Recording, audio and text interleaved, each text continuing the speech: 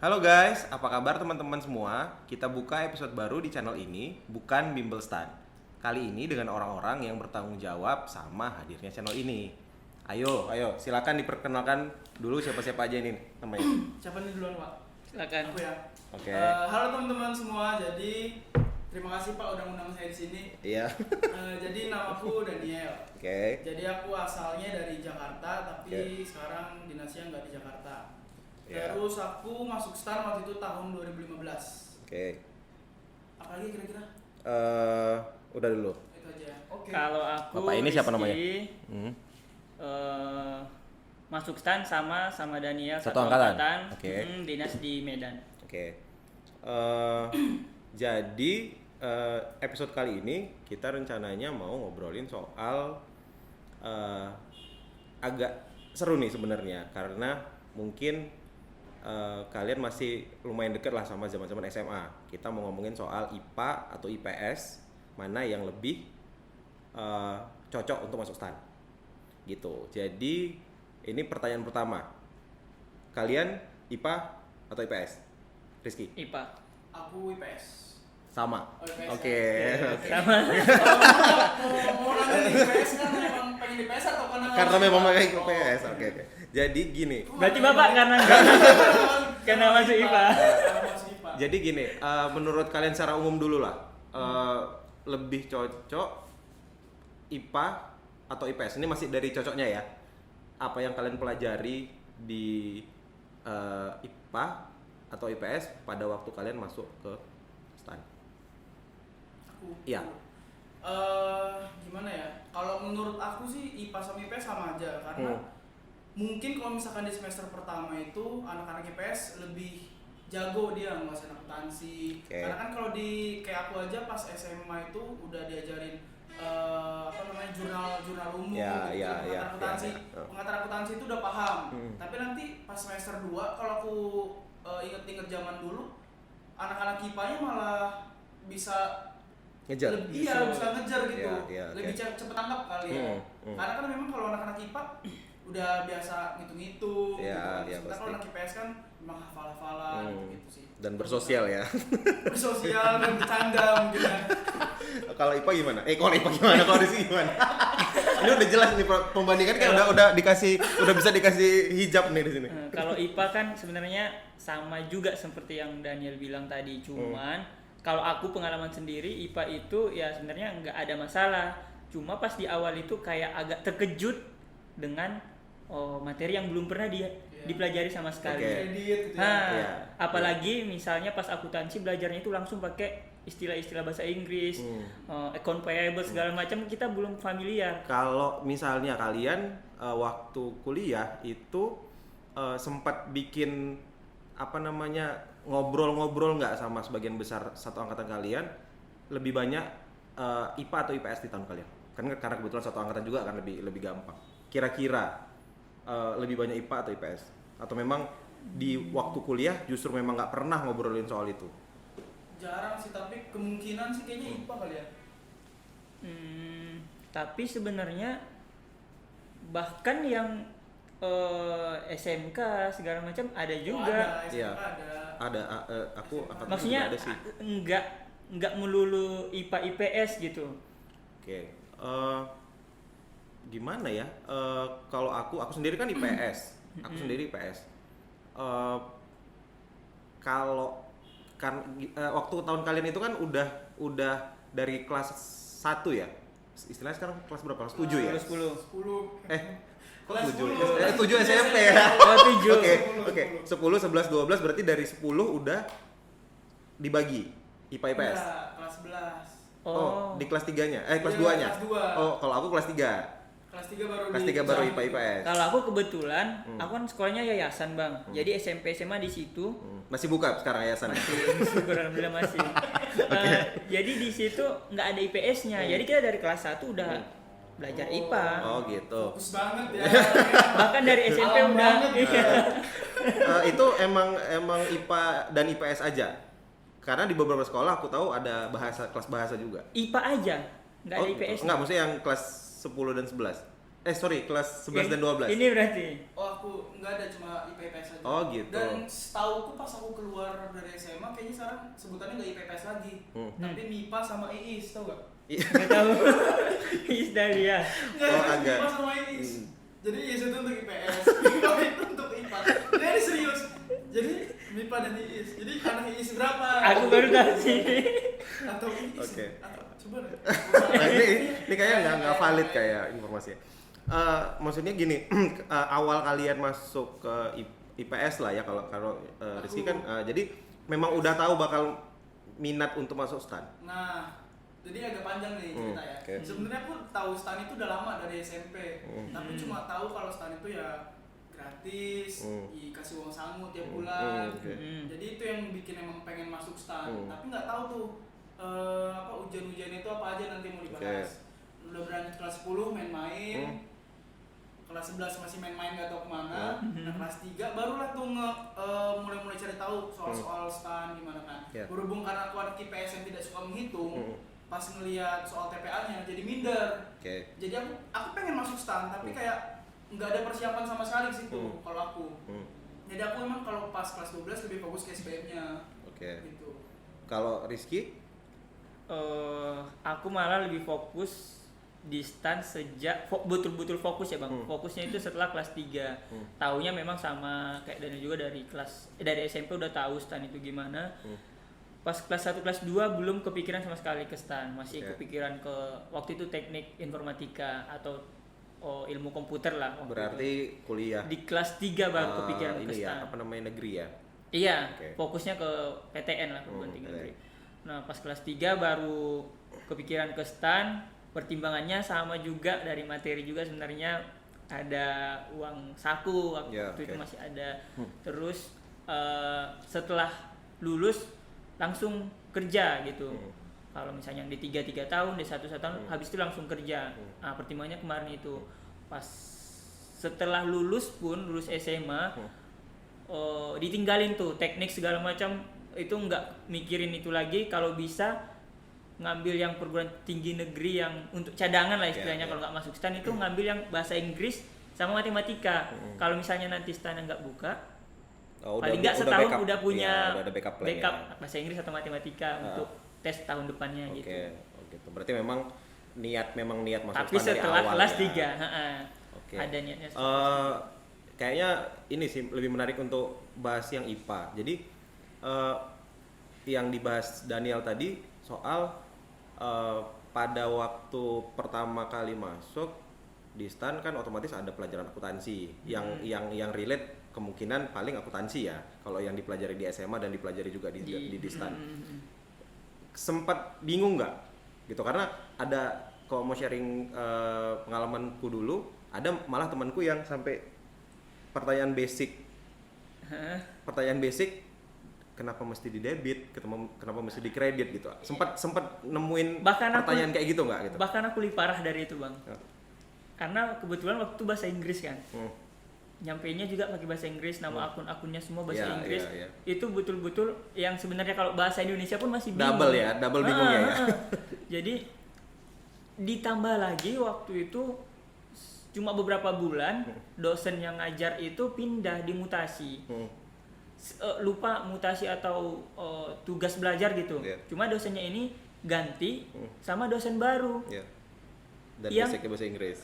Bahasa Inggris yang intinya kita udah mulai ngerti dengan dosen yang lama, tiba-tiba ganti dengan metode pembelajaran yang beda lagi gitu. Jadi memang betul-betul bingung sih waktu awal-awal belajar akuntansi. Sekarang juga sih. Ini sih maksudnya kalau kalian misalnya waktu ujian sekarang apa namanya, USM ya, USM atau UM sih? Yang baru sekarang SPMB. Jadi seleksi penerimaan mahasiswa baru STAN gitu jadinya, SPMB STAN. Kalau kita dulu USM. Nah itu kira-kira kalau pertanyaan yang mungkin banyak yang penasaran juga, bisa nggak kira-kira, mungkin nggak kira-kira aku SMA, aku cuma punya otakku aja tanpa harus ikut bimbel. Menurut kalian masuk akal, mungkin nggak kira-kira tembus itu? Mungkin banget sih. Mungkin banget. Jadi sebenarnya kan kalau STAN itu kan cuma 2 nih mungkin sebenarnya kan. Yeah. TPA sama bahasa Inggris. Sementara kalau ikut SBM kan ada aduh lupa, sejarah, geografi, macem-macem lah pokoknya kan. Sementara kalau saat ini udah fokus cuma TPA dan bahasa Inggris. Bahasa Inggrisnya itu kan memang udah ada rumus-rumus cepatnya kalau misalkan emang mau bimbel. Mau bimbel, tapi kan sekarang di internet juga udah banyak Iya, banget tersebar. Modul-modul. Di YouTube juga udah banyak banget tutorial. Iya. Jadi gampang kalau bahasa Inggris, tinggal kitanya mau atau enggak nih belajarnya. Kalau TPA memang harus rajin-rajin ngitung. Jadi nggak bisa lagi tuh mikir misalkan 3x3 3 detik, nggak bisa. Jadi emang harus cepat. Tapi kalau aku tertarik sih sama apa yang dia mau bilang. Kayak aku tuh sama sekali memang dulu nggak pernah ikut bimbel. Sama sekali nggak pernah ikut bimbel. Jadi memang kayak sekolah ujian udah langsung. Iya gitu. Jadi maksudnya kayak kalau memang mau buka-bukaan lagi, aku baru baca benar-benar bahas soalnya itu malam sebelum ujian. Jadi kalau orang bilang berarti pinter, malah aku menganggapnya kalau beruntung pasti beruntung. Cuma maksudnya gini, soalnya sendiri itu bisa dibilang ya cukup dengan kemampuan kita sekarang gitu maksudnya. Istilahnya kayak dia mau bilang tadi kan, ada geografi, sejarah itu kan basic gitu. Jadi istilahnya kayak ya bukan ini ya. Jadi kesannya kayak bisa dibilang istilahnya kepintaran yang secara umum, bukan yang memang khusus kita harus belajar sejarah, kita harus belajar geografi. Itu kan kalau itu kan ilmu-ilmu yang memang kita harus gali lagi kan untuk dapetin informasi itu gitu. Sedangkan kayak TPA kan isinya matematika logika ya. Matematika logika itu kan bisa dibilang ya materi kelas 6 SD malah. Iya, istilahnya kayak kita bisa jawab tanpa ya mungkin kalau kita belajar di bimbel atau kita belajar di internet kayak dia mau bilang tadi kan memang ada triknya. Tapi pada saat kita memang baca, kita langsung tahu oh mungkin jalannya ngelewatin ABC dulu atau kita ngelewatin ABCDEFG dulu. Jadi memang intinya sebenarnya jawabannya kan toh sama gitu. Itulah mungkin istilahnya matematika logika ya. Gitu. Jadi maksudnya menarik juga sih karena pada saat ternyata kayak aku dulu pertama kali waktu masuk IPS malah ada temanku yang nanya gitu, loh kau mau masuk STAN? Enggak gitu, karena aku sendiri memang nggak tahu dulu STAN itu apa gitu. Cuma mereka tapi di zaman abang STAN udah buka memang. Udah 2000 tahun kayaknya. Jadi maksudnya kayak ngerasa gimana ya? Mungkin karena ya dulu kan nggak well informed kayak sekarang gitu. Yang betul-betul banyak informasinya itu luar biasa banyak. Kalau dulu kan ada tapi nggak terlalu hype lah gitu. Apalagi sekarang ada sosial media banyak aku lulus segala macam gitu. Kalau dulu nggak seheboh sekarang. Jadi mungkin beberapa orang menganggap kalau STAN Sekolah Tinggi Akuntansi Negara, ya udah itu memang 100% akuntansi. Kita full-fullan belajar akuntansi di situ, padahal sebenarnya kan enggak gitu. Enggak. Istilahnya kalau ngelihat dari judulnya lebih dekat ke IPS kan sebenarnya, bukan ke IPA gitu. Menarik sih karena nggak harus kita ngomongin STAN. Pada saat kita lah kelas 3, kelas 2 SMA, kelas 2 atau kelas 3 SMA, kita kadang ditanya, oh mau masuk PTN mana nih gitu. Banyak kan yang anak IPS yang ya udah aku ngambil hukum, aku ngambil akuntansi yang memang jalurnya gitu. Dan ya aku nggak tahu ya fenomena yang di tahun sekarang itu gimana. Kalau di tahun aku itu justru banyak anak IPA yang memang ngambil jalur, mereka harus ngambil bukan harus ngambil sih, memang mereka ambil jurusan yang punya IPS dalam tanda kutip ya. Memang bukan ya bahasanya itu kayak gitu. Misalnya nih akuntansi, ekonomi, bahkan hukum gitu. Kalau di aku sih aku ngebayangin dulu kan kalau kita itulah kenapa dulu orang tuaku sendiri itu minta aku ngambil IPA, karena pada saat kita mau ngambil fakultas yang memang IPS pun nggak harus ngambil IPC gitu kan. Itu kan dulu tuh kayak gitu. Jadi pada saat aku IPS, aku mau ngambil kedokteran, aku harus ngambil IPC gitu. Jadi sebenarnya kalau aku pribadi agak lucu gitu. Aku sebagai anak IPS pada saat itu ya mikirnya, ya ngapain ngambil IPA kalau akhirnya dirimu ngambil akuntansi atau ekonomi gitu. Sempat ini ya, maksudnya di masa-masa dulu mikirnya tuh kayak gitu. Jadi nggak harus relate sama yang terjadi di STAN juga, di luar juga kayak gitu kan gitu. Kalau kalian dulu memang bimbel atau gimana? Kalau aku sebenarnya bimbel SBMPTN iya, bimbel STAN juga iya, tapi kembali lagi karena memang aku udah tahu nih kapasitasku kayaknya kalau belajar di STAN nggak ini deh, nggak maksudnya ada cerita sedikit. Oke. Tapi nggak Oke. mau bilang kalau aku bego gitu, Iya, nggak tahu oke. deh, kayak gimana ya ngomongnya harus jadi kayak aku lebih pede Pintar kalau dengan aku caranya sendiri lah ya. Aku lebih pede kalau aku masuk Oke. SBM. Tapi- aku memang masih berharap. Tapi kan. sempat pada waktu itu lulus juga di luar. Perguruan tinggi. perguruan tinggi negeri jurusan akuntansi karena Oke. aku memang cinta sekali sama akuntansi. Kalau boleh. Kelihatan sih ya memang ya. Banyak kredit ya. Iya. Bukan cinta sama Fokus di akuntansi. kreditnya daripada di debitnya kayaknya. Jadi aku SBM semua aku SBM terus ujian mandiri itu aku ngambilnya akuntansi semua. Oke. Jadi kayaknya harusnya kalau ngelihat dari track recordnya pada saat masuk STAN udah hafal ya. Akuntansi A minimal A minus lah gitu ya. Masa C kan nggak mungkin ya Pak. Aku kecewa. Enggak deh. Sebenarnya Kita ini belum cerita. oh iya. Apa nih? Bimbel. Oh, aku bimbel khusus STAN aja, nggak ikut SBM karena memang kayak yang bilang tadi memang fokus untuk STAN. Kalau misalnya lulus di perguruan tinggi negeri pun aku nyiapin untuk yang kira-kira selama setahun itu ada sangkut pautnya dengan ujian tahun berikutnya. Makanya aku waktu itu ngambil 2 jurusan, satu bahasa Inggris, satu matematika. Kebetulan lulus di matematika. Kalau di perguruan tinggi lain juga sebenarnya ada juga di beberapa PTN yang lain. Ada satu pertanyaan yang menarik sih. Aku bayangin sebagai anak SMA pada saat itu kalian memang udah memproyeksikan diri kalian itu jadi PNS. Coba silakan. Kalau aku Agak berat sih pembicaraannya ini. Di sekolahku itu kebetulan ya kayak aku nggak ngerti lah ya itu memang cuma ada di sekolahku atau gimana. Cuma di sekolahku tuh kalau anak-anak siswa-siswanya itu kayak anti biar kalau Iya. misalnya jadi PNS. Oke. Itu Jadi, di sekolahku SMA. Maksudnya kotanya? Di Sidempuan. Sidempuan. Oke. Nggak tahu sekolah lain ya. Cuma kalau di situ anak-anak siswa-siswanya itu kayak anti jadi PNS. Nah, PNS dimanapun ya? iya dimanapun. Oke. Jadi rata-rata cita-citanya ya Iya, klasik ya, teknik. klasik SMA ya. Iya, Dokter, teknik, dokter, jadi pengacara gitu ya. Dokter, polisi adalah polisi, tentara ada juga. Cuma rata-rata gitu. Jadi aku pun ya istilahnya bakalan keikut-ikut juga karena Ya, satu pasti. sekolah itu ngerasa oh ini Ya.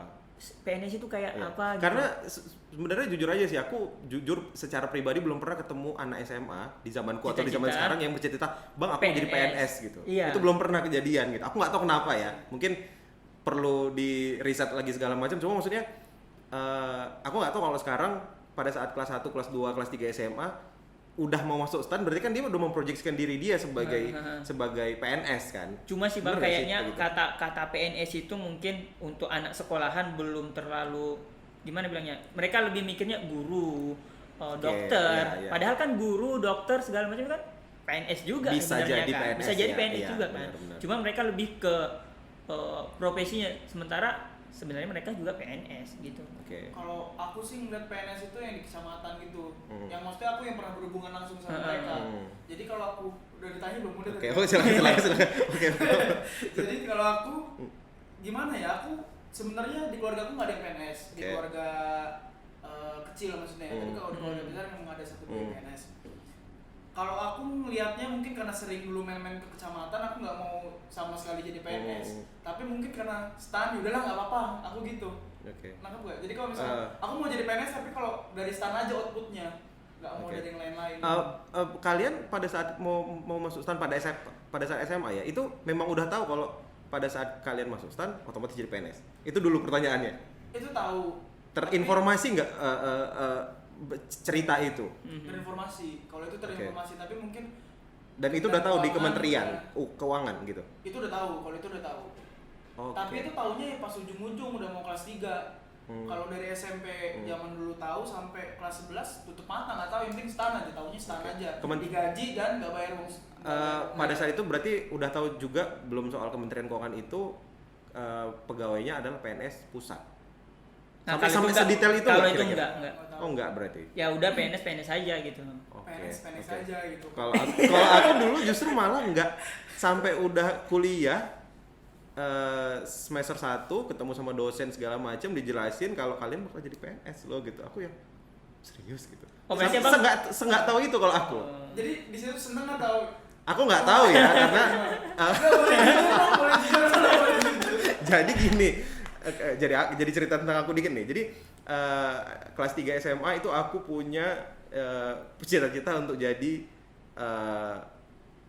jurnalis, penulis atau wartawan gitulah, kerja di publisis gitulah. Jadi intinya karena itulah aku ngambil kuliah di seleksi di PTN yang jurusannya adalah komunikasi, dan alhamdulillah masuk di tahun yang sama gitu. Jadi pada saat itu aku memang harus milih antara STAN dan cita-cita lah istilahnya. Iya.